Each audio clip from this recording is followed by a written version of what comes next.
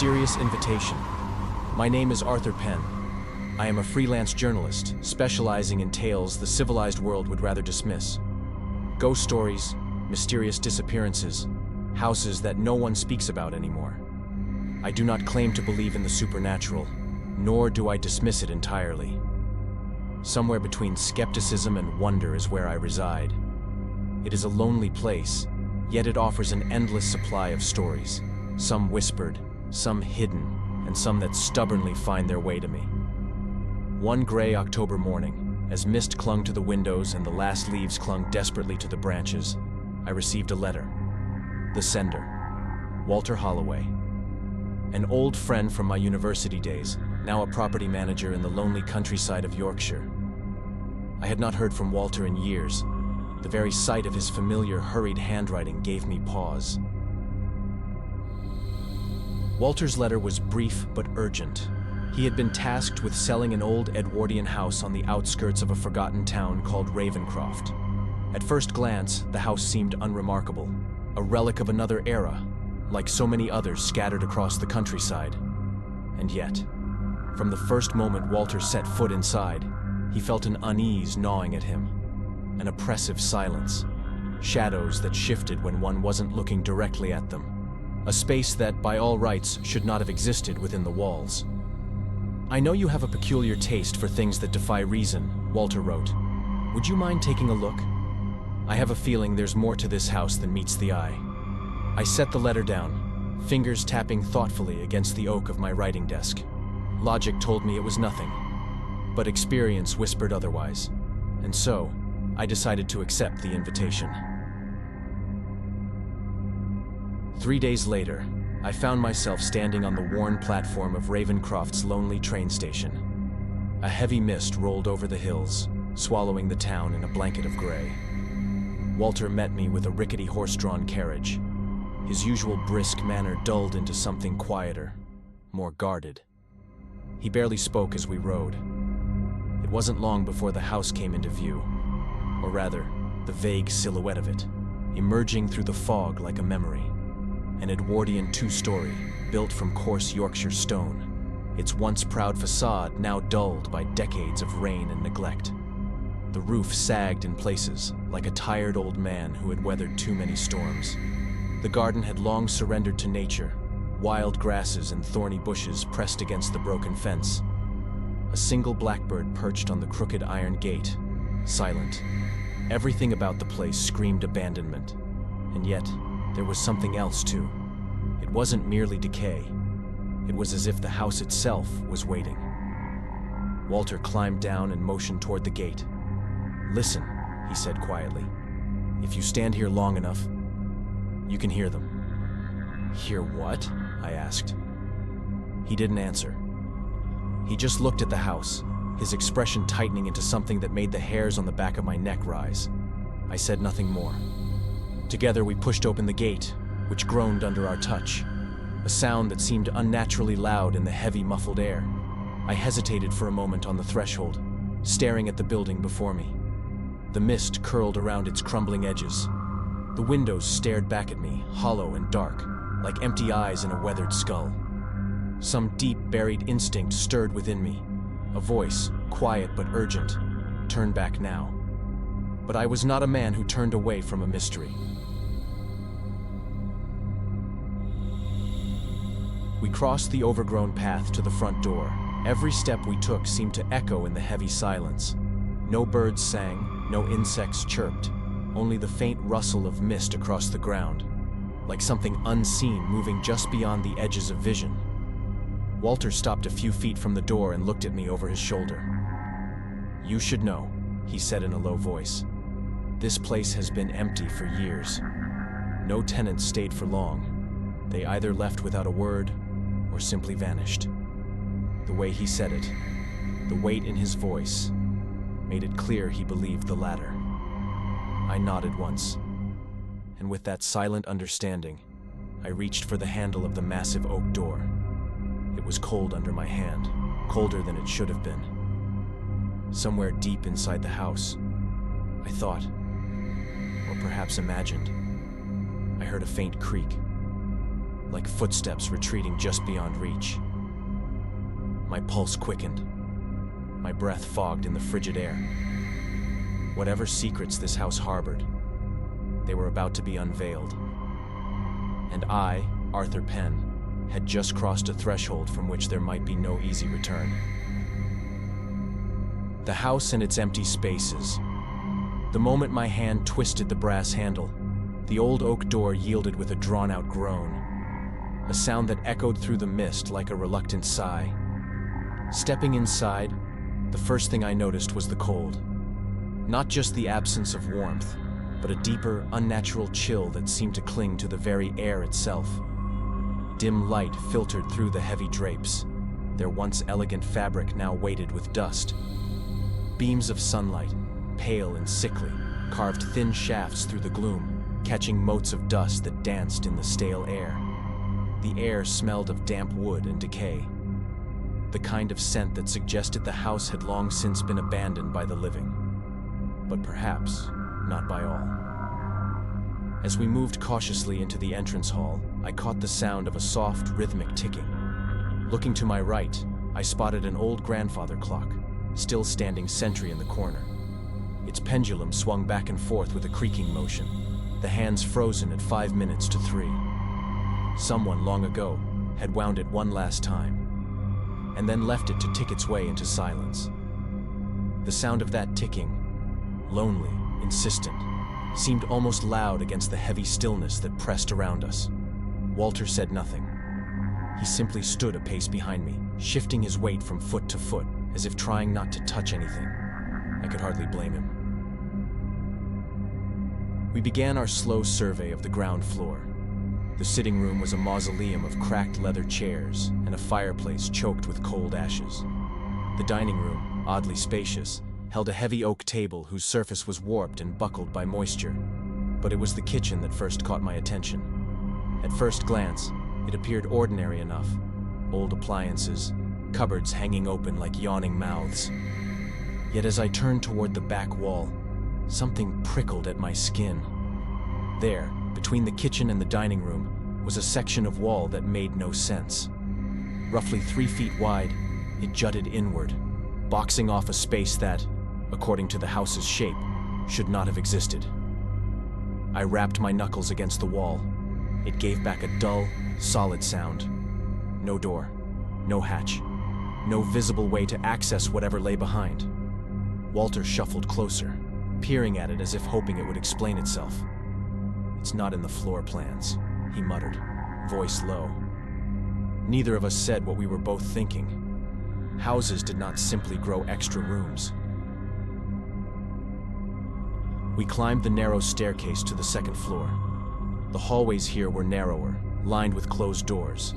The smell was stronger, tinged now with something sour, almost metallic. The master bedroom was large and surprisingly airy, a cracked 4-poster bed under a high window. The guest room, small and tidy, bore little of interest, but it was the third door, tucked at the very end of the hallway, that drew my attention. Walter hesitated before it. The door was heavier than the others, reinforced with iron bands, and, curiously, it had 2 sets of locks, one above the other. I drew in a slow breath and turned the handle. The door resisted at first, then swung open with a reluctant moan. Inside, the room was suffocating. There were no windows, no natural light, only a single gas lamp mounted high on the wall, its glass globe blackened with soot. The walls were bare plaster, stained and cracked. The air was dead, unmoving, heavy with the stench of mold. There, tucked into one corner, was a tiny door, barely 4 feet tall, leading into a narrow closet, and beside it, a small doorless bathroom, a low basin, a grimy toilet. No mirror, no signs of comfort or humanity. I stepped fully inside. The door swung shut behind me with a soft click, and for one heart-stopping moment, I was plunged into a darkness so complete it felt solid. Walter scrambled to open the door again, and light, weak and dusty, flooded back in. "You saw it too, didn't you?" he said, voice tight. I nodded, my throat dry. This was not a child's room. Not truly. This was a cell. We lingered only briefly upstairs, Both of us felt it, a sensation that grew stronger with every passing minute. A presence, not seen, not heard, but felt. Standing in the hallway, I could have sworn something unseen was watching from the gloom of the far corridor. Not merely watching, studying. I turned sharply once, half expecting to catch a glimpse of movement. But there was only shadow and silence. Walter's hand hovered near the banister, his knuckles white. "This house," he whispered. "It doesn't want us here." For once, I did not think he was exaggerating. We descended back to the ground floor, every step echoing too loudly against the cracked plaster and warped floorboards. The feeling of being followed did not leave us. If anything, it pressed closer, like a breath at the nape of the neck. I paused at the kitchen wall once more, staring at the strange, boxed-in space. What secrets did it hold? And why had it been hidden so carefully? I needed answers, and I knew exactly who might help me find them. "I'll take the blueprints back to London," I told Walter. "I know someone who can look at them properly." Walter did not argue. As we stepped out into the foggy dusk, I looked back once at the house. The windows were dark and blank, but for a moment, just a moment, I could have sworn I saw a shadow pass behind one of them.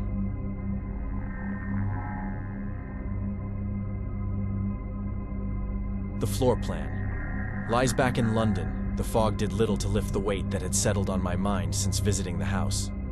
I needed clarity, and I knew exactly who could provide it. Sir Harold Winfield was not just an architect. He was something of a legend, a man whose passion for old structures bordered on obsession. If there was something wrong with that house, he would see it.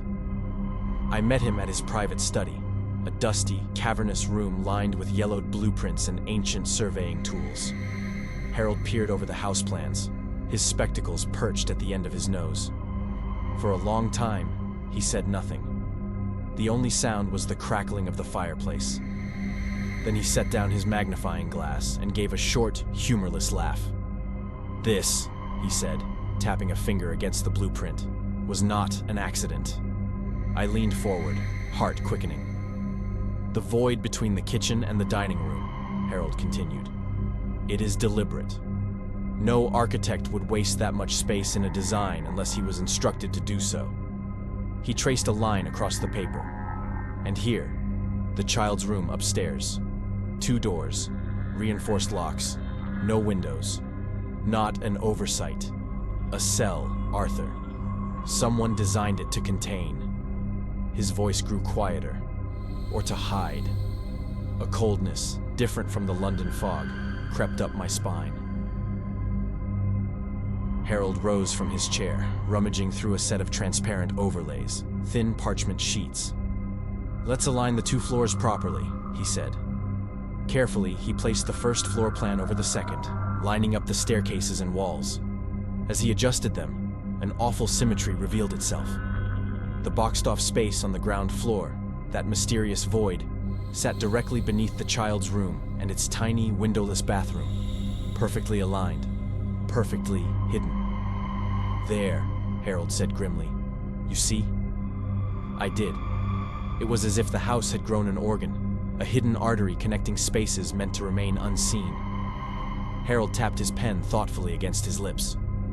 "If I were to speculate," he said, "I would say there is a hidden passage, perhaps a service tunnel, connecting the child's room to that dead space." I stared at the plans, my mind racing. A hidden passage, leading from a locked, windowless room, straight into a concealed void no one outside would ever suspect existed. What purpose could such a thing possibly serve? And the answer, unbidden and terrible, crept into my mind.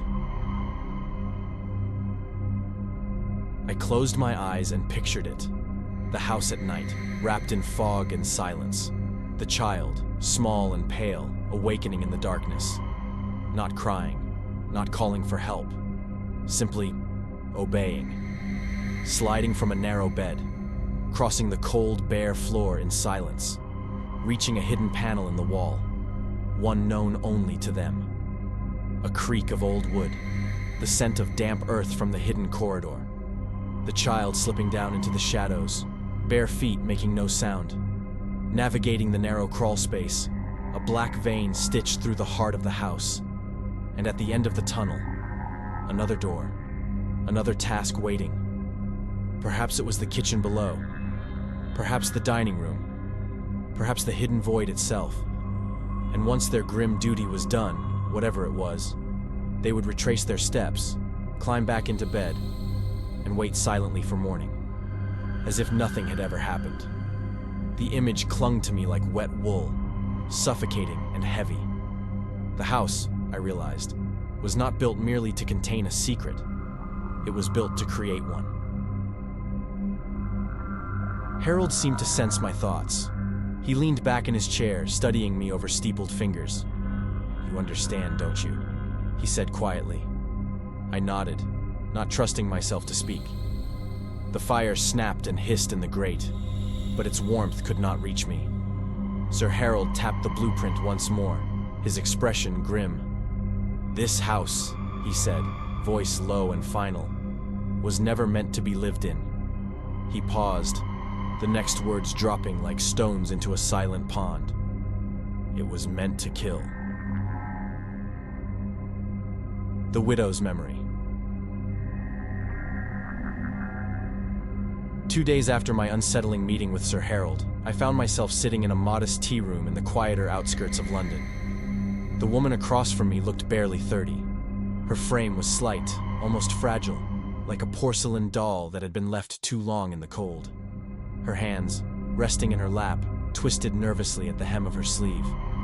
But it was her eyes that struck me most, dull, exhausted, and ringed with the dark circles of too many sleepless nights. "Mrs. Ashton?" I said gently. She nodded, her gaze unfocused, as if she were looking at something only she could see. "Margaret," she corrected softly. Her voice was delicate, barely above a whisper. A voice stretched thin by grief. We exchanged a few formalities, but neither of us was here for pleasantries.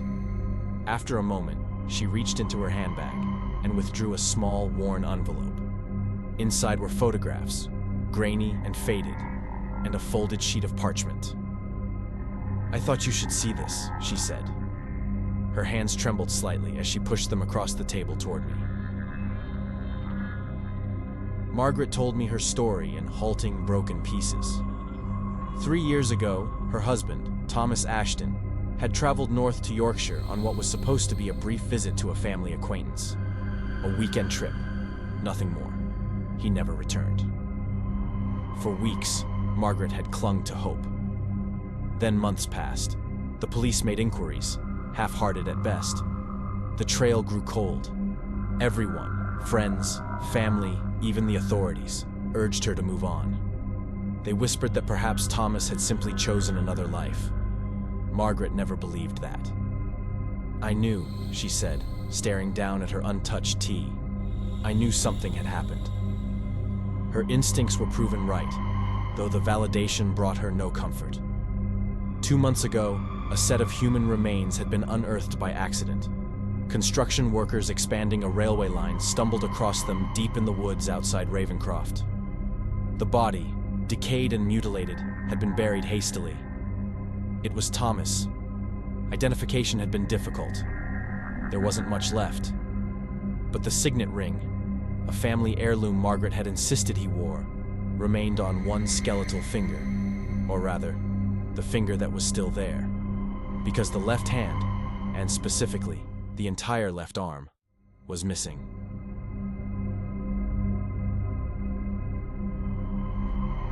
Tears welled in Margaret's eyes, but she blinked them back fiercely. "There's more," she said hoarsely. She unfolded the parchment she had brought, a floor plan, hand-drawn, yellowed with age. "I found this among Thomas's papers after the funeral.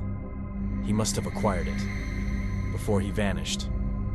It was the layout of a house, not the one Walter had shown me, but eerily familiar all the same. A 2-story Edwardian.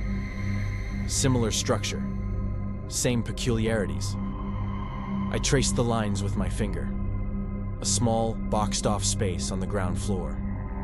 a windowless bedroom upstairs, accessible only by a narrow hallway and sealed by heavy doors. A chill licked the back of my neck. "Do you know where this house is?" I asked. Margaret nodded, the motion stiff. Or rather, where it was. She told me the house had stood at the edge of a neighboring village, Greystone Hollow. It had burned to the ground 2 years ago under mysterious circumstances. The fire was blamed on faulty wiring, though the official reports were oddly brief and lacking in detail. There had been rumors, Margaret said. Rumors of tenants hearing strange noises in the night, of guests who came to visit and were never seen again. But the village was small, insular, and sometimes it was easier to pretend not to notice. I spread the floor plans of both houses side by side on the table. Margaret leaned forward, watching me with hollow eyes. The resemblance was undeniable. The same hidden spaces, the same oppressive, cruel architecture.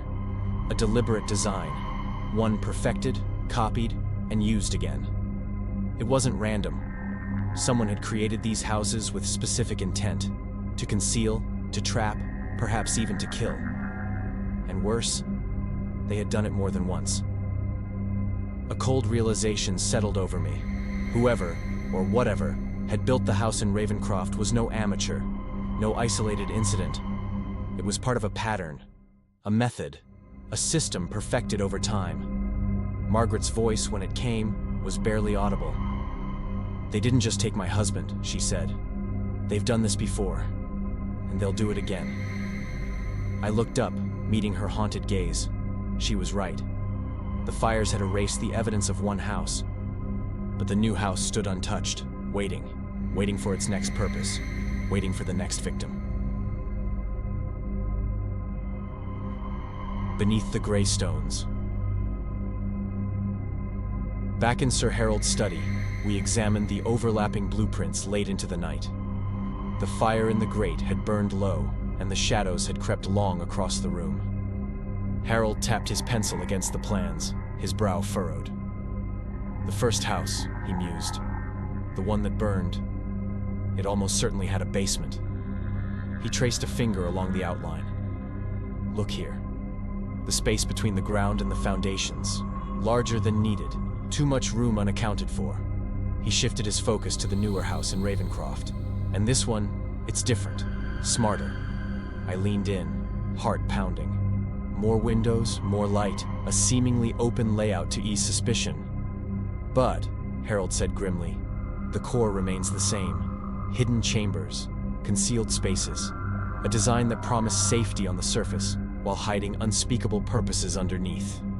"And if I were a betting man," Harold finished, tapping the blueprint sharply, "I'd wager there's still a hidden basement, one they never expected anyone to find." I swallowed hard.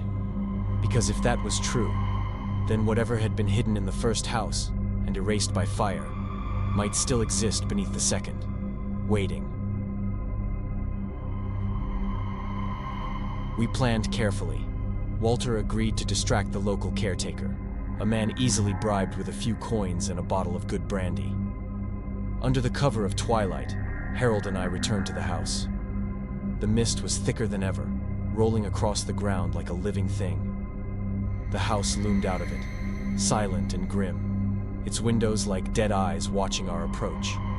Inside, everything was exactly as we had left it. The air was damp, the floors groaned underfoot, and the oppressive silence weighed down on us.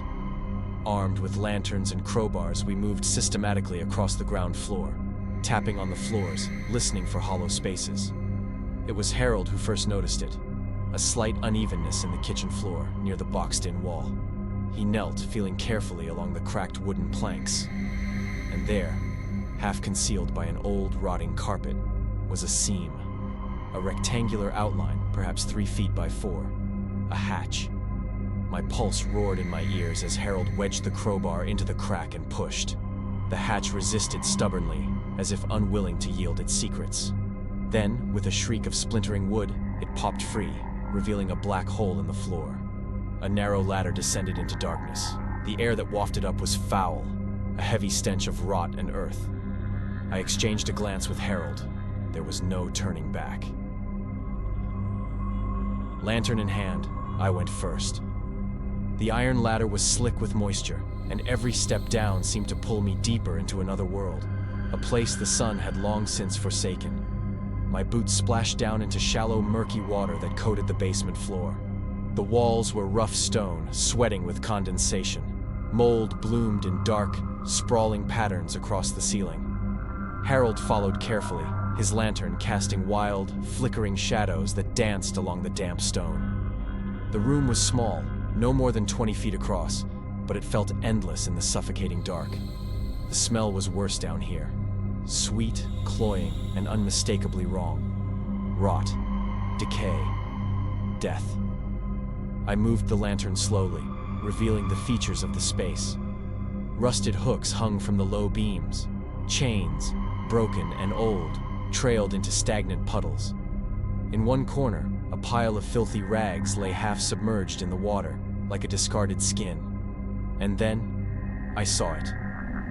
Against the far wall, barely visible under a coating of slimy mud, was a small, battered tin box. I hesitated only a moment before wading through the reeking water to retrieve it.